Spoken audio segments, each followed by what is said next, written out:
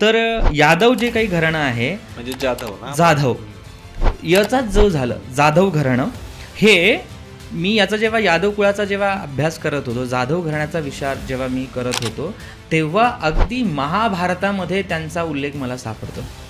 अगदी ती वंश परंपरा जर कधी तुम्ही पाहिली, यदू कुळाची जर कधी पूर्ण वंश परंपरा पाहिली, हरिवंश पुराणामध्ये ह्यांची पूर्ण परंपरा दिलेली आहे.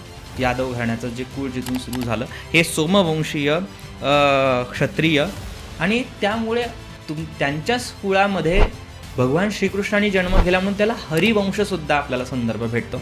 हरिवंशपणाचा यांची जी कुलदेवता आहे ती आहे जोगमाया. शब्द तो आहे योगमाया, पण योचं काय झालं, ज झालं, जोगमाया.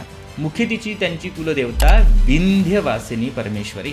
आणि महाराष्ट्रामध्ये अनेक कुळामध्ये जोगेश्वरीची उपासना आहे, त्यांना माहिती पण नाही, महाराष्ट्रामध्ये पण तिचे ठिकाण आहे. म्हणून यांची कुलदेवता योगमाया विंध्यवासिनी पण जोगेश्वरी. नंतर हेच यादव आपल्या महाराष्ट्रामध्ये देवगिरी प्रांतामध्ये आले, त्यातलं साम्राज्य त्यांनी सांभाळलं आणि तिथून तसा त्यांचा विस्तार झाला.